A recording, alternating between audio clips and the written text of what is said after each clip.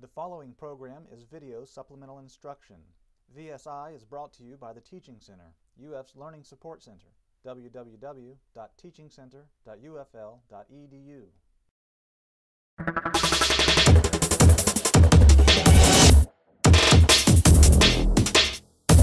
Okay, so I'm going to work through problem number 16 for Physics 2020, Midterm Exam 2, year 2006, and this problem says the maximum gauge pressure in a hydraulic lift is 20 bars. What is the largest mass that it can lift if the diameter of the output line is 30 centimeters? Okay, so I've kind of created an illustration of the problem statement here. It's a very crude drawing, but to kind of give you a visualization of what they're asking. So we've got sort of like this hydraulic lift, and we've got something sitting on the lift. Or we want to be able to find the maximum mass of the object that we can actually put on this lift. And we're given some information about this lift. We know that the output line is 30 centimeters, and we know that the maximum gauge pressure that this lift is able to handle is 20 bars. Okay, so it's 20 bars, and the diameter is 30 centimeters. That's given in the problem. So, and we're trying to determine the mass. Okay, so what is the largest mass? Now, one way we can do this is we know that the pressure is equal to the force divided by the area. Okay, that's what pressure is. And we know that we know the pressure that was given. So the pressure is 20 bars. Okay. If we could find the area, then we could basically find the force, which is pressure times area. Okay. And then if we could find the force, we could find the mass, because force is equal to mass times gravity. Okay, so that's the kind of logic that we're trying to follow here. Is if we could find a force, then we could find the mass, because then the mass would just be force divided by gravity. Okay, so we know the pressure. We don't know the area directly, but we can find it because we're given the diameter of this lift. And we know that the area of basically a circle,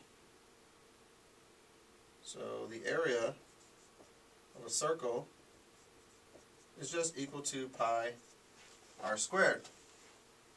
And we know that r, in this particular case, is 15 centimeters, but if we convert that, that's 0.15 meters. So we can easily find the area, which is equal to pi times 0.15 meters squared, which gives us an area of 0.0707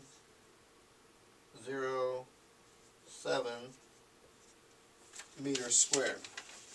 Okay? So we weren't given area directly, but we are given enough information that we could find or calculate the area. And so now we know the area, we can solve for the force.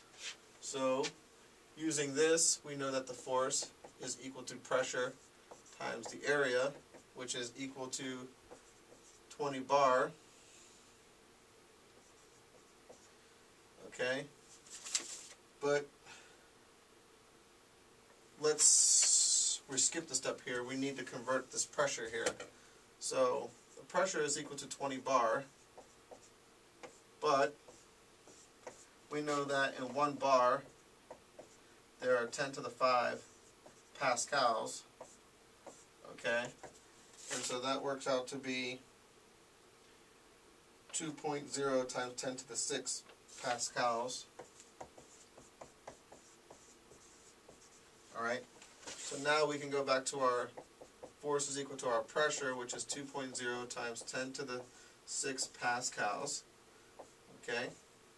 And that's going to be times our area, which is 0.0707 meters squared. Okay?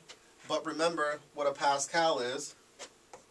A pascal is basically newtons divided by meters squared.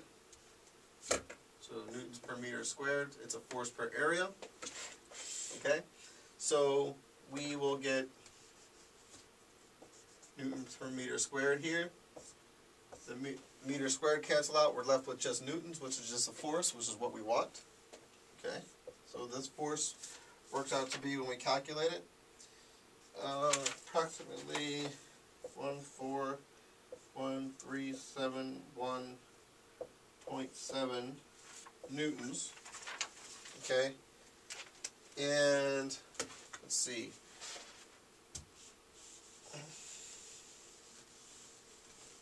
So now we know our force. Okay?